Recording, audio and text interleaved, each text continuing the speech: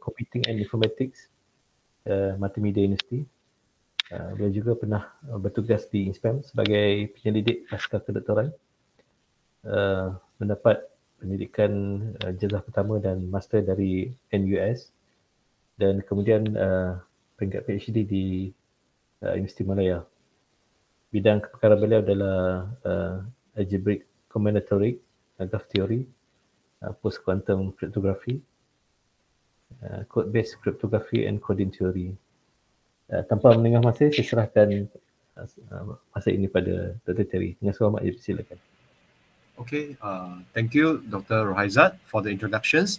So my name is Terry, and this afternoon I'm going to give a talk on constructing digital signature schemes from code-based identification schemes. So please allow me to share my screen. So please wait a moment. All right. So can everyone see my screen for now? Yes. Okay, all right. Okay, so I'm currently with FCI in MMU. So this talk, I'm just give a brief overview for what I'm going to talk about this afternoon. So first of all, I will talk about what does it mean by post-quantum cryptography and public key cryptography. So I believe maybe not all of us here are familiar with cryptography. So I'm not going to too much onto the details, but I'll try to explain these things in layman terms as much as possible. So after the first part, I will introduce a concept called zero knowledge proof and identification protocol. And then I'll talk about this transformation called Fiat-Shamir transformation, which plays its important role to convert an identification protocol into a signature scheme. And after that, I will talk about some of my area of specialties, which is in coding theory and cryptography. And then I will end this talk with some talk about a case study on AGS identification protocol. Okay, so without further ado, let's look at the idea of post-quantum cryptography. So what is post-quantum cryptography? So I'm not sure whether you have heard of this term before, but in fact, this term has becoming an emerging trend now. So it actually refers to cryptographic algorithms, and these algorithms are thought to be secure against cryptanalytic attack by a quantum computer. Okay, so post-quantum cryptography, it actually means quantum safe or quantum proof or quantum resistant.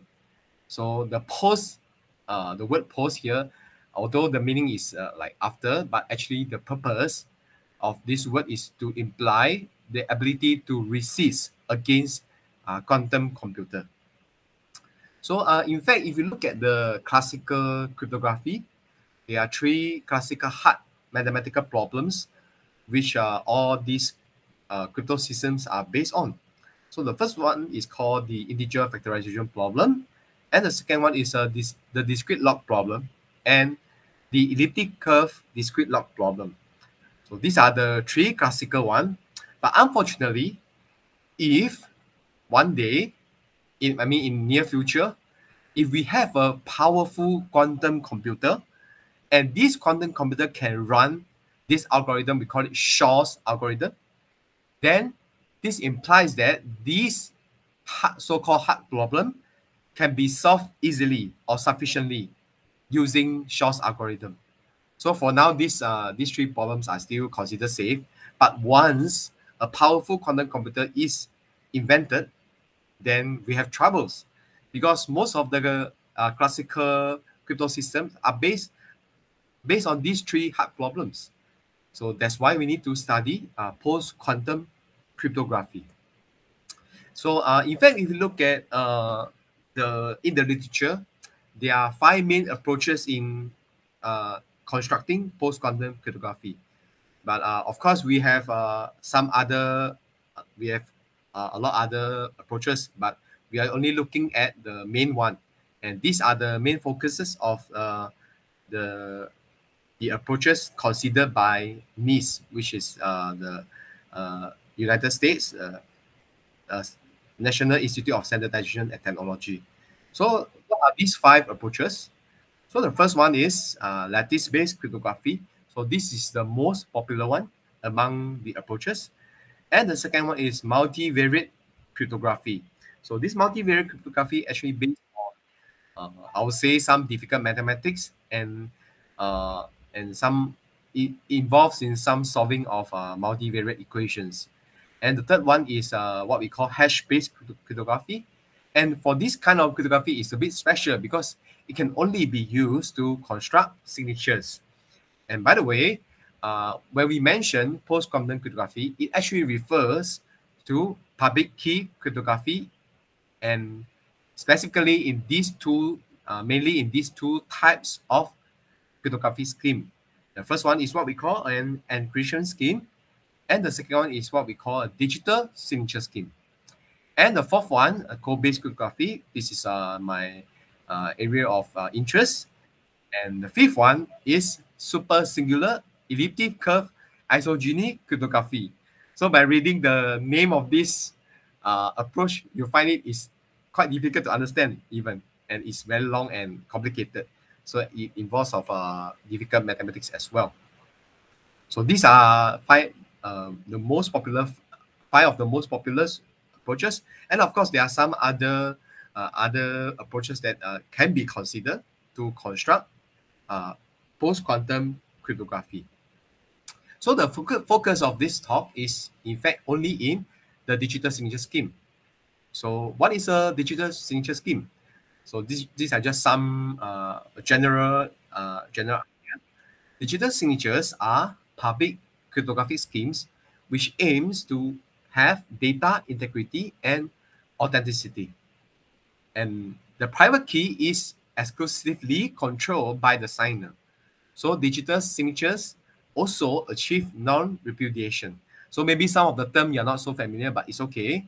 Later I'll give a very simple example for us to understand. And then signatures also have applications beyond integrity protections. So for example, in entity authentication protocols and etc. So these are the purposes of digital signature schemes. So let's try to understand what it means by digital signature schemes. So we can think of it as like now let's say we have a document. We want to sign a document. So we put our signatures on the documents, and other people will have to verify whether this document is signed by me, the authentic person. So we use a similar idea in cryptography. So now let's say we have a person, we call it Bob. So this person, he has a private key. So this private key is only available to himself. Then he has a message. As you can see from this envelope, he has a message. So using the private key, he signed this, he put his signatures on this message, and we call this as a signature. After that, he will send this signed signature over the internet.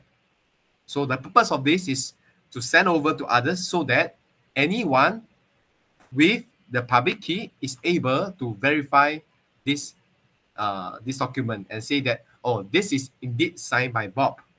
So Bob, of course, before this, he will send out this public key for everyone to verify his signature. So for a verifier, he needs to go through certain steps to make sure that this document or this message is signed by this person. We call it Bob. Yeah, so that's the rough idea for digital signature schemes. And of course, we can put it in a more formal or mathematical way. So a digital signature scheme, we need to have a message space, which is like the document that we need to sign. And then we need to have key space. Remember here, we need to have private key that is only available to the signer, Bob, and also public key. So we need to have a key space, public key space, and secret key space. And then we need to generate this pair of key so that the algorithm will work. So we call it, this algorithm, we call it keygen algorithm.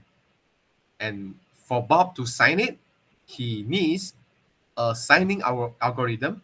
So this signing algorithm basically will require the secret key and also the message, so that he will output a signature, we call it sigma.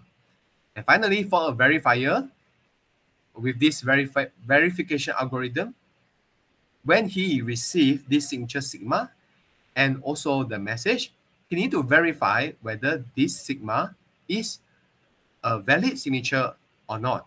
So it will output 1 if the signature is valid and 0 otherwise. So there's a more formal way of defining digital signature scheme. So let's look at what are the classical digital signature schemes that are available. So if you are a bit more familiar with cryptography, then maybe you might be aware of RSA digital signature scheme, elliptic curve digital signature scheme, and L gamma digital signature scheme. But like what I have mentioned before, these trees are based on these three problems. And if we have a quantum computer, then we can solve this problem easily, and which means that these three signature scheme will be broken. So that's why we need to consider other approaches. So for my interest, I'm looking at how to construct digital signature scheme in a code-based setting. So I will talk about the idea of code-based. What does it mean by code-based later in the second half of the talk. So let's just focus on the bigger picture on some of the approaches to construct code-based signature scheme. But the first one is what we call hash and sign signature. So this hash and sign signature, in fact, requires one algorithm. We call it decoding algorithm, which is a specific algorithm in coding theory. And for this one, we require a lot of techniques for this to work. And I think now only 2 or 3 hash and sign signature that are secure, and a lot of constructions in code-base, they are in fact insecure. And the second type is what we call a snore type signatures. A snore type signatures, basically, if I am remember correctly, I think most of the constructions are not secure as well. So in some of my past works, we have actually tried to break some of the existing snore type signature scheme. And the last approach is what we call a zero knowledge approach. So basically this approach, what do we do here? The first step is we need to construct an identification protocol. And from this identification protocol, we can apply Fiat-Shamir transformation and convert this identification protocol into a signature scheme. So in fact, this method, zero knowledge method, it works across all different approaches or different what we call mathematical objects. Just that we are considering this approach for code base. So later I will show an example of zero knowledge approach for the classical case. And after that, we'll look at the zero knowledge approach for the code base. So basically, there are 3 main approaches for this construction of signature scheme. So the focus of this talk will be only on zero knowledge approach. So now we need to understand what does it mean by zero knowledge. And the formal definition for zero knowledge proof is quite complicated. I'll just give a sort of informal definition for us to understand. So a zero knowledge proof is a protocol that allows data to be shared between 2 parties without the use of a password or any other information associated with the transaction. So basically, you want to share some certain data, but not revealing the password. And to be more precise, a zero knowledge proof method is a method by one party, approver, we call this person prover. He needs to prove the another party, we call it verifier. What does he need to prove? He needs to prove to V that he knows a certain value X, but at the same time, he cannot tell tell the verifier V what is the value of X. he cannot convey any information apart from the fact that they know the value X.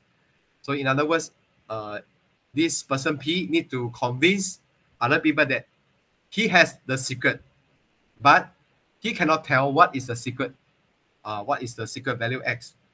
So that is some kind of informal definition for zero knowledge. And the essence of this is that it is trivial to prove that one possesses knowledge of certain information by revealing it. Is not to prove by revealing the secret, but the challenge is to prove such possession without revealing the information itself or any additional information. That's why we call it zero knowledge. So it can be thought of a process which a digital authentication process can be facilitated without the use of password or any other sensitive data.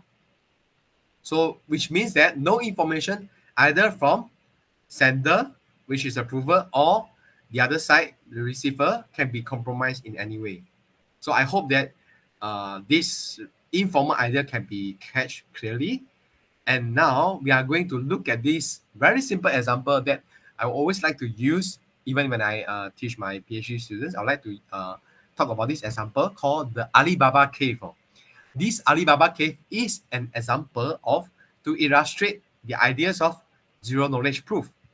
So let's say in this Alibaba cave, we call the prover as Peggy and the verifier as Victor. So Peggy needs to prove to Victor that Peggy knows some kind of secret. So in this story, Peggy has uncovered the secret word used to open a magic door in a cave. So this cave, if you look at this picture, this cave looks like a ring.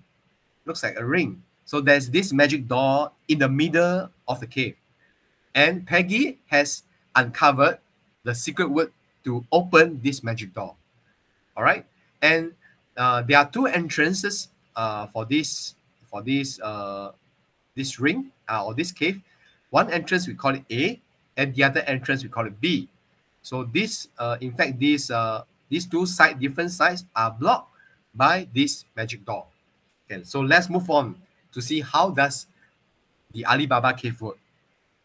So now Victor's, he wants to know whether Peggy really know the secret word or not. So, but Peggy, she's a very private person. She doesn't want to reveal her knowledge of the secret word to Victor. And she does not want to reveal the fact of her knowledge to the world in general. So, so what we do is now we label these two entrances as A and B. So now they are going to perform this so-called zero knowledge proof of her identity. So first of all, Victor, he need to wait outside the cave as Peggy comes in. After that, Peggy will make a decision whether to take entrance A or path B. So she need to make a decision. So let's say, in this case, Peggy, she make the decision to take the path A. And remember, at this time, Victor is not allowed to see which path Peggy took. After that, after Peggy went inside, then Victor will enter the cave and shout the name of the path he wants her to return. So either A or B, then Victor has to make a decision to ask Peggy to come out at that path. So it's either A or B. So in this example, Victor, he shouted path B, which means that Peggy has to come out from this route, path B. So as you can see, if Peggy has the secret key to open the door, then she can come out from path B. And Victor will see that, oh, Peggy has the secret key. And suppose that now Peggy, she does not know what is this secret magic key over here. So let's say if Peggy, in the beginning, she took path B, then she will only be able to return by path B if the name path, which is path B, is the same as what she had chosen earlier. So which means that if she traveled by path A and she did not have this magic key, then she cannot return by path B. But for this case, since Peggy has entered from path B, then she's able to come out at the entrance B. And the door is not unlocked. So since Victor will choose A or B at random, which means that if Peggy does not have the secret, she has a chance of 50%, which is half, of guessing correctly, of guessing what Victor will say later. So I hope you understand how this game works. All right. So it's either you have the key, then you can always unlock, or if you do not have the key, then you can only guess what will Victor say from that. So let's say they repeat this trick many times, say 20 times in a row, then the chance for Peggy to successfully anticipating all of Victor's requests will become vanishingly small. So the probability is about 2 to power of minus 20, because each time you have the probability of half. So 20 times you have to take half power of 20. So this is about 1 in a million. So what does this tell us? This tells us that if Peggy repeatedly appears at the exit which Victor names, he can conclude that it is extremely probable that Peggy has the secret key. So if Peggy keeps appearing at the right path that Victor requested for, that means most likely Peggy has the secret key. So that's the idea of Alibaba Cave. So I hope this example will illustrate clearly what does this Alibaba Cave do and how is it related to zero knowledge. So suppose in the process, the zero knowledge, Peggy shall not reveal any information, whether she knows the key or not. And at the same time, Victor's choice shall not reveal the information of the secret key. So now let's look at one example of zero knowledge proof, which is an identification protocol in cryptography. So like all zero knowledge proofs, identification protocol allows one party, the prover, to prove his identity. So his identity is tied together with his knowledge of secret information. So he needs to prove his identity to another party, we call it verifier, without revealing to verifier what the secret information is. So now, let's look at one example of discrete log using this identification protocol. So this example is a very basic mathematical example. So even without any cryptography knowledge, we should be able to understand. So for Peggy to prove to Victor that she knows the discrete log of a given value in a group. So this step, in fact, is similar in the sense that the secret is the discrete log. So for example, given a value y, a large prime P, and a generator G, Peggy wants to prove that she knows this value x, such that Gx mod P is equals to y. So basically, the available informations are y, P, and G, but X is the secret. So if you look at this, Y equals to Gx, G power X modulo P. In fact, this is a discrete log problem. So it is assumed that finding this value X is difficult. So now, the knowledge of X could be used as proof of identity because it is secret. So Peggy, she knows this because she has chosen a random value X and she didn't reveal X to anyone. So later time, proving knowledge of X is equivalent to proving identity of Peggy. So now let's look at an identification protocol using discrete log. So Peggy, the prover, she has this secret X, and the public informations are P, G, and Y, and this X is secret. So now Peggy needs to show that she in fact knows the secret. So what does she do is she will choose a random integer R in this interval 0 to P minus 1, She choose a random integer r, and then she will compute C is congruent to G power R modulo P. So she will send this over to the verifier. And after that, the verifier will give and will challenge. This is what we call a challenge. Challenge back by giving a value B. It is either 0 or 1. So if B is equal to 0, then the Peggy, she will send Z equals to X plus R modulo P minus 1 over to the verifier. So the verifier will check whether C multiply Y is equals to G power of Z modulo P. So that is the verification he needs to do.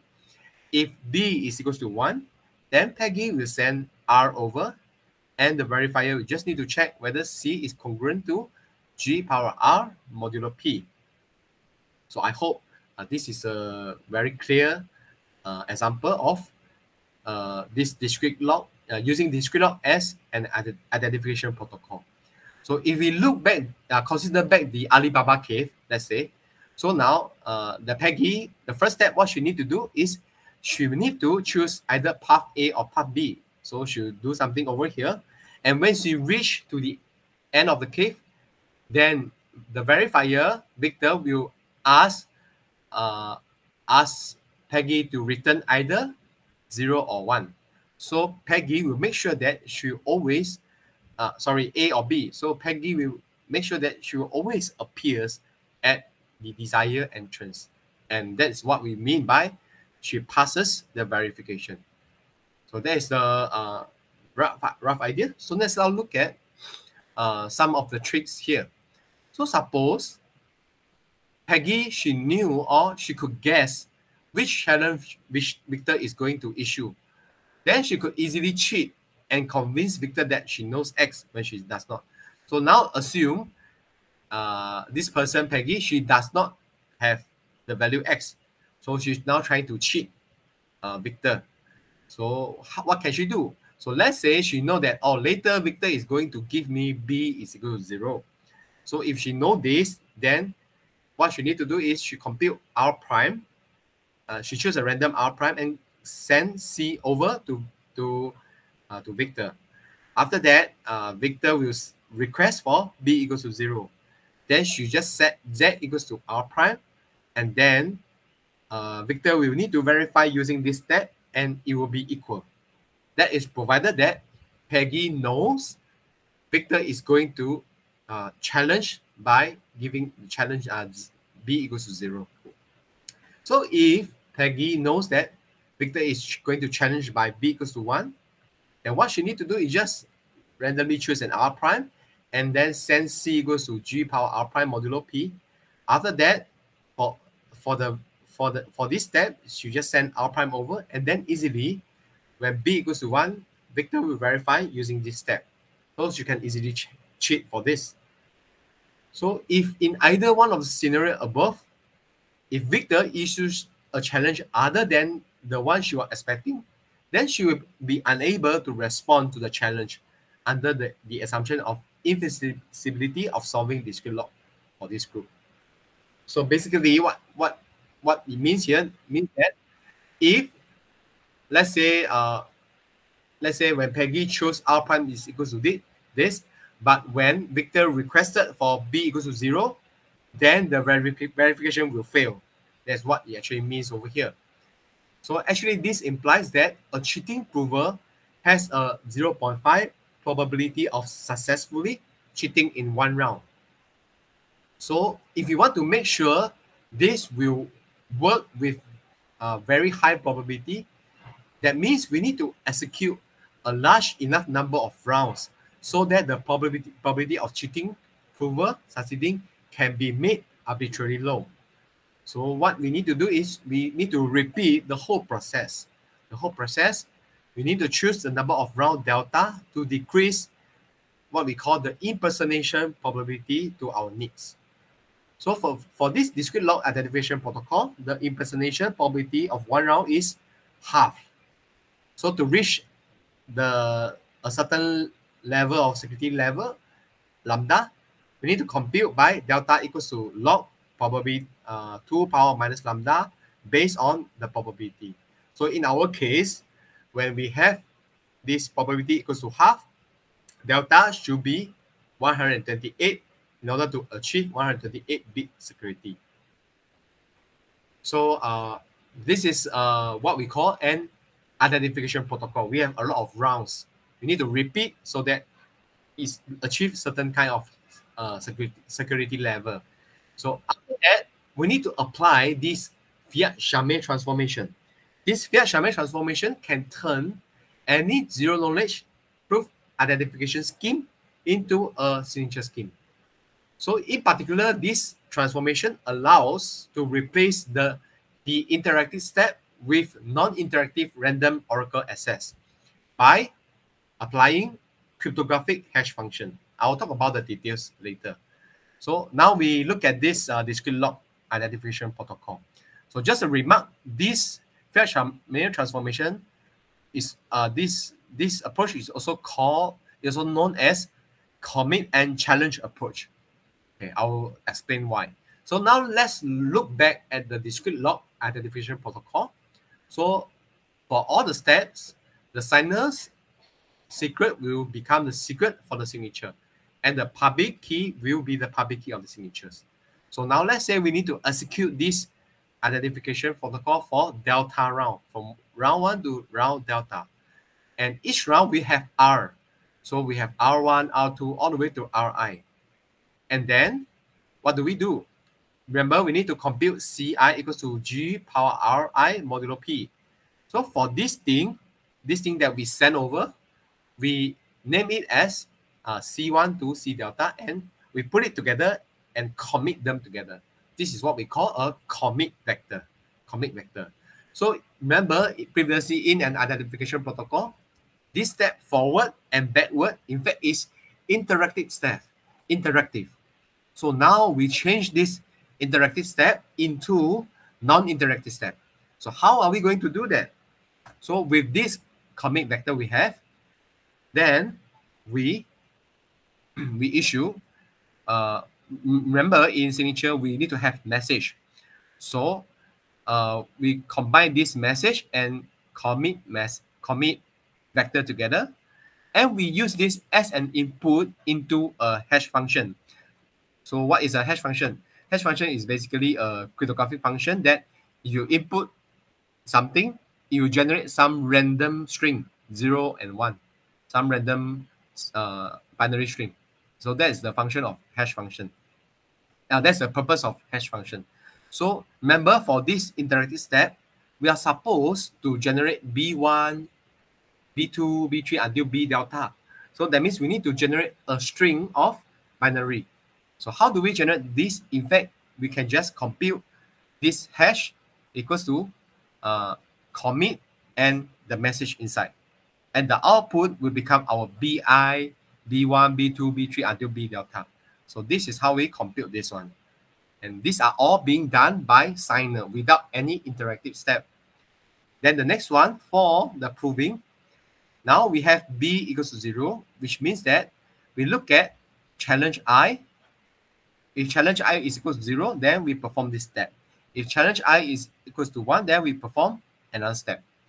So for this step, what do we do? Remember, if we could remember, Zi is equals to x plus Ri modulo P minus 1, same as what we have before. And after that, the output here we send, we call it response I. So if challenge I is equals to 1, our response I will be equals to the thing over here, which is Ri. Okay, so this is how we output, commit, challenge, and response. These three things in this step. So finally, we need to verify the signatures. So with this signature and message and public key, first step, we need to check whether this challenge vector is equals to hash of commit and message. So that's the first step we always need to check. And after that, for each round, from round 1 to round delta, for if CHI is equal to 0, so this is equivalent to BI equals to 0. Then in the previous step, we check CI dot Y equals to is congruent to G power ZI modulo P. So we just replace each term CI, in fact, it is commit I here. So we just put commit I. Y is the same as Y. And ZI here is response I. So we replace with response I modulo P. So if BI is equals to 1, this is the verification step we need to do. So similarly, CI is commit I and RI is response I. So it's G power response I modulo P. So if they are not equal, then we will have to reject the signatures. If all these pass, then we can accept sigma as a valid signature. So that is one example. How do we apply Fiat-Charmé transformation on an identification protocol and convert it into a signature scheme? So now let's go to the last part of my talk, which is on coding theory. So let's say we consider Q. Q is a power of prime, and FQ be a finite field with Q elements. So just for your simplicity, you can take Q to be 2, and F2 will just be equals to the binary field. That means it is a finite field with 0 and 1, only 2 elements. So what is the linear codes? Basically, linear codes is just we call it this linear code C is a linear subspace. So if we try to recall some linear algebra result, a linear subspace should be able to be generated by a basis, a set of bases. So the set of bases are in fact the rows of G over here. So just think as a linear code is a vector subspace. What is the vector subspace of? Is of FQ power n. So we have a vector and we have n coordinates, and from there we can start to talk about metrics, a measurement for the vector space. So we usually measure this vector space in linear codes using what we call a Hamming metric. So how do we measure Hamming metric? So basically, the idea of the measurement for Hamming metric is just number of non-zero coordinates in the vector. So let's say we have x equals to 1, 0, 0, 1. There are 2 non-zero elements. So Hamming weight of x is just equals to 2. Yeah, because we have 1, 0, 0, 1. We have 2 non-zero. So let's say we have x is equals to 1, 0, 1, 1, 1. We have 4 non-zero elements. So the Hamming weight will be equals to 4. So its definition is quite straightforward. So now, of course, we need to define the hard problems for crypto system. So the hard problems that we are focusing on this afternoon is the syndrome decoding problem. So what is the definition? So basically, if we consider a ball, so this ball, in fact, is also a set. This set consists of all the vectors satisfying certain properties. So these vectors are over FQ, and the entries are over FQ, and the length of this vector is n. So we have a power n over here. And the Hamming weight of V is less than equals to W. So all the vectors satisfying this, we call it a ball of weight less than equals to W. So this is a ball. So syndrome decoding problem basically is as follows. If we have a random matrix H, a random vector S, and an integer W as an input, the syndrome decoding problem has to determine a vector V in this ball such that it satisfies this equation. So remember, in discrete log, it is y equals to G power x modulo P. Y, G, and P are given, need to find X. So for this case, S, H transpose are given, but we need to find V. This V has a condition where it needs to be inside this ball. So in fact, the SD problem is proven to be NP complete. So even it is even a stronger, in terms of hardness, it's even stronger than the discrete log problem. So it has been proven NP complete for binary linear codes with Hamming metric. And after that, Buck generalized this proof to arbitrary alphabet size. So this implies that syndrome decoding problem in the hemimetric is ampli-complete and is suitable as a candidate for cryptography. But also just a small remark, it is only difficult for this parameter where W is less than n over 4. So for other conditions, some are proven to be easy, but some are not. Just a small remark. And now let's look at an identification protocol in code-based setting. So since we have the hard problem, which is the SD problem, then we can construct identification protocol based on code structures. So in fact, there are a few, actually there are many now, many code-based identification protocol and signature schemes derived, such as Stern or Veron and CVE and AGS. So initially, I want to talk about Stern identification protocol, but due to time constraint, I think I'm just going to look at the AGS identification protocol. So the AGS identification protocol, I'll just give an illustration later. So, I'll just skip this part. So if we have time, then we come back later.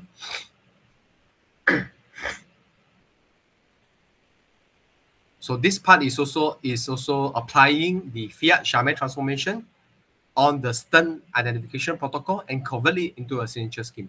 So these are just some of the steps I was going to show here. And now let's look, before we go to AGS identification protocol, let's look at some of the discussion on this signature scheme constructed from zero-knowledge proof. The strength of this is it has very small public key size. The public keys is just some vectors. But the weakness about this is because we need to repeat delta rounds. So it might become less efficient. And because of repetitions, the signature size will become large. And the security of this will no longer relies only on the hard problem, but also relies on this probability. So these are just some remarks for the audience. So now let's look at an AGS identification protocol. So I'll use this example to illustrate, and after that, I'll talk about how do we adapt this AGS in other settings so that we can generate some new result. So now let's look at the proven secret, the secret key for this, which is F and E. So in fact, this form is the dual form of syndrome decoding problem. So I do not want to confuse the audience. So let us just accept that this is the secret key. But if we only consider the syndrome decoding problem, suppose we only have S is equals to E H transpose, and the secret key here is only E. But for this AGS, we are consider the dual version of it. So that's why the secret we have two components, F and E. So this F is random, and E must be taken from this ball of W. Remember, the syndrome decoding problem, we involve the E must be taken from the ball.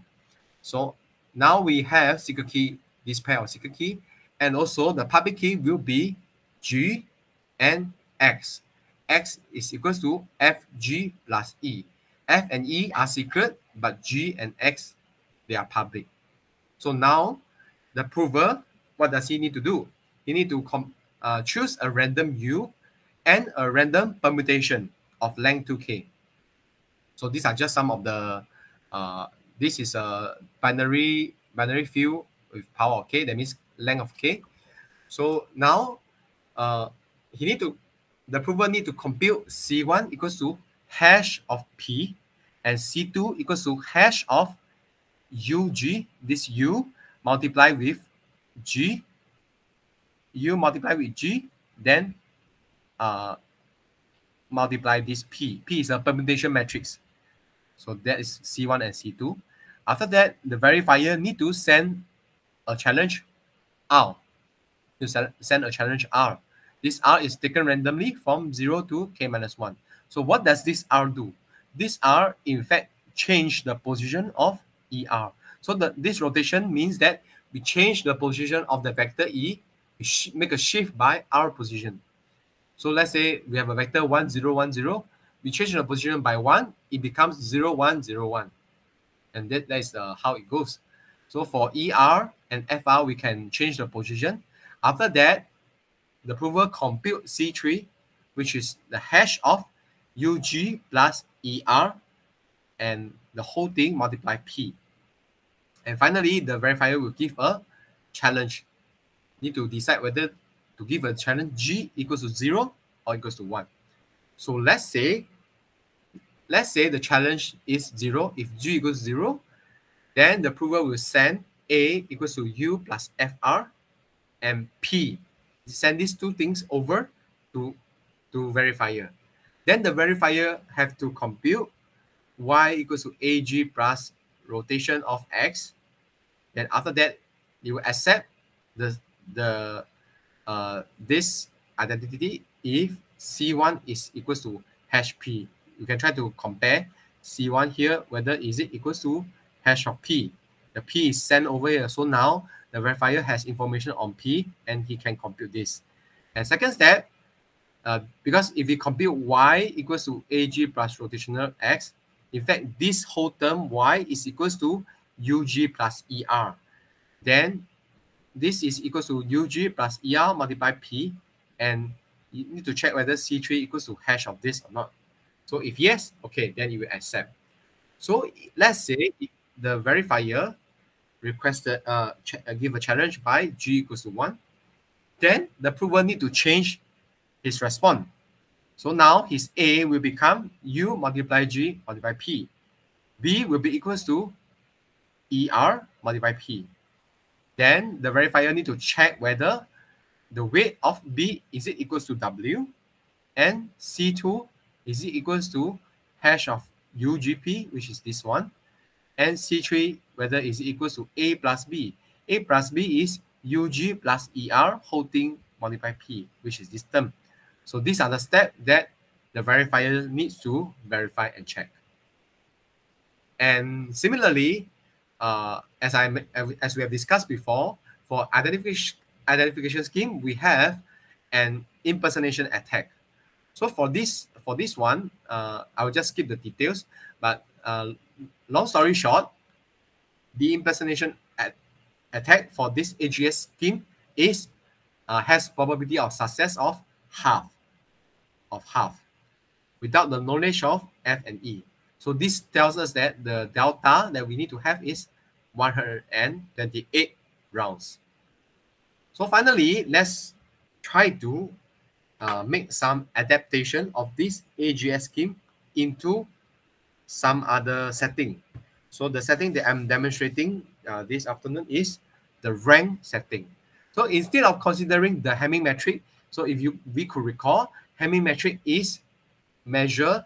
How do we measure? We measure by the non-zero elements, number of non-zero elements. So there's another measurement, we call it the rank metric. So we can consider another metric called rank metric. So how do we adapt this into the rank setting?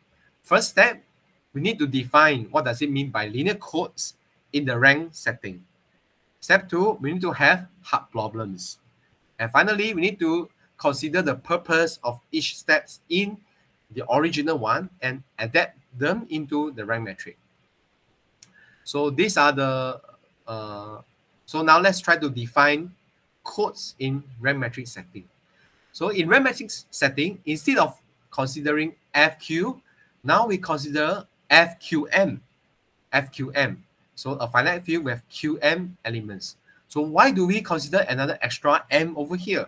Because we need to have a vector space. Okay.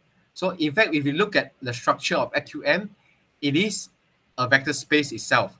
This vector space FQM has a basis of the form beta 1 comma to beta m. So this FQM is equivalent to a vector space generated by this basis beta 1 to beta m. And we are using the FQ linear relationship between the elements.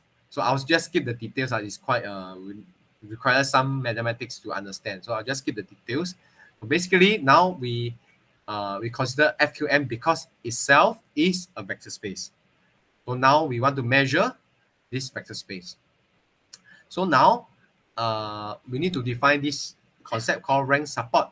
So suppose we have a vector x with n elements.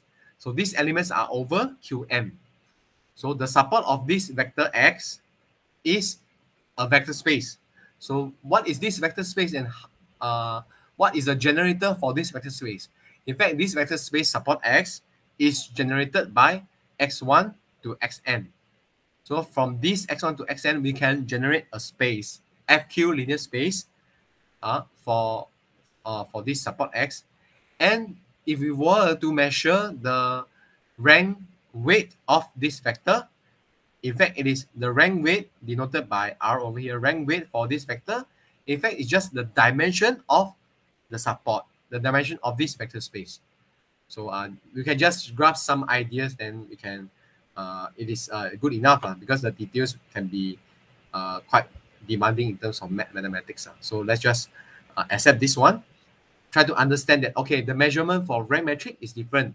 Now the measurement is to measure the dimension of a vector space generated by X. But for hemimetric, the measurement is to count number of non-zero elements. So in fact, we can define a lot of different metrics, or what we call a measurement on the vector. Okay, now let's look at the hard problem. So now for hard problem, we can generalize it into a rank metric. So now we need to change the ball into over rank weight, which is defined this way, over rank weight. So the rank weight here is R. And also the objects has to be FQM. FQM over here. So it's FQM. So the rank syndrome decoding problem basically is almost the same, except that the vector S is now over FQM. The matrix H is now over FQM. And the vector V is over the rank ball instead. Now we have the rank ball. Everything else is the same except these three things. Yeah. So Gaborit and Zemo has shown that this is quite difficult, meaning probabilistically reduced to a hard problem.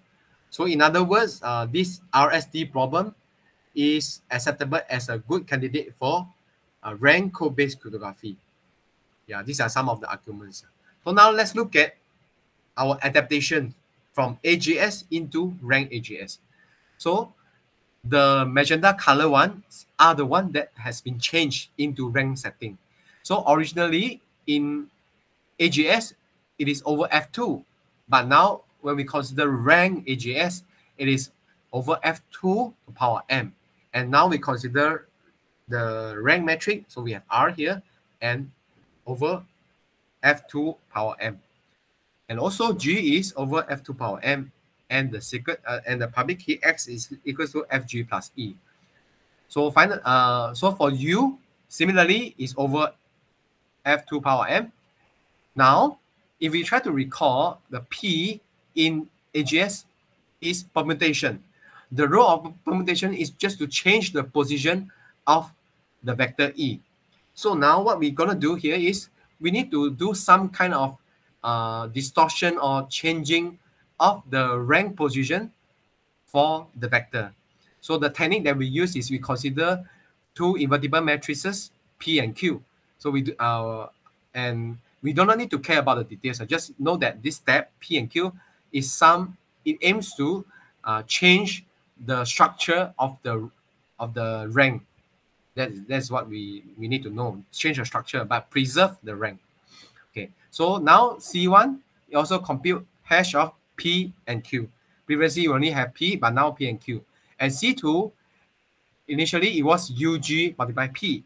But now, because we are doing something to change the structure, so we define a operation called star. So this star actually requires Q and P. So you just accept this form and know that this actually changed the structure of rank in UG. After that, verifier will send back an alpha. So this alpha is works like some R. So this alpha actually, what does it do? It also changes the structure of F and E. If you recall previously, we have rotate F and E. But now, what we do here is this alpha changed the rank structure for F and E. And finally, C3 is quite similar, except this part, the E dot alpha here is the E that has changed the structure by alpha. And after that, Q star is also a step to change the structure of this vector. So just take it as it is, then we can move on. So now we need to verify the prover's identity. So if G is equal to 0, you will send A equals to U plus F alpha, which is similar as before, P and Q. And these are the steps that you need to compute. So if G equals to 1, similarly, the prover will send A equals to Q star UGP and B equals to Q star E dot alpha P. So these two steps are similar in the sense that it actually changed the structure of the rank. And for previous one without rank, it changed the structure of the position. That's why they consider a permutation matrix. And the rest of the steps are quite similar. So basically what we have done here is we look at the original one and we try to ask ourselves for each step, how can we change it into a rank setting? So that is what we do over here. And of course, after that, we can apply Fiat-Shamir transformation to convert this identification protocol into a signature scheme. So as a conclusion for this talk, I'll talk about some possible direction to work on. If you are interested in this field, you can consider. So one direction that we can consider is we can, because identification scheme, we have 1, 2, 3, 4, 5 passes, 1, 2, 3, 4, and 5. So another question is, can we construct different passes for the identification scheme? Of course, the lesser is better. The lesser is better because we can save communication costs. We can avoid some other attacks in between. So the lesser is better. Another thing to consider is, can we consider different metrics for similar schemes? So now we have AGS and we have rank AGS. Can we have other kind of AGS under different matrix, different measurement? And also, can we try to construct a new identification protocol instead of all the existing one? Can we try to figure out some new ways to do that? And also, since we are working in coding theory, can we find new problems for us to construct this kind of identification protocol? So these are some possible work that you can work on. So I think if some of us, some of the audience here, if you are a PhD student, maybe you might be interested in this kind of area. All right, I think that's all for my talk this afternoon. So now I'm passing the microphone back to Dr. Rohaiza. Thank you. Thank you, Dr. Terry. Maybe we are pause for Q&A. Is it any comment or question from participants? Terima kasih Doktor atas kongsian. Saya rasa pembentangan yang menarik yang mudah difahami. Saya pun sendiri bukan bidang ni pun saya boleh faham. Ya. Okey. Ya. Ya. Mungkin ada soalan? Mungkin ada soalan lagi? Vice ada soalan, Vice. So Vice is my PhD student, so she is also works with me on this area. Anyone has any question? Maybe Vice can try to answer also. Okey, saya rasa tak ada soalan. Okey. Sekali lagi saya ucapkan terima kasih kepada Dr. Terry. Mungkin terima kasih. Ya, sudi lagi menerima jemputan kami nanti. Alright. Okay. Thank you. Jumpa lagi. Alright, thank you. Right. Thank you for attendance. Right.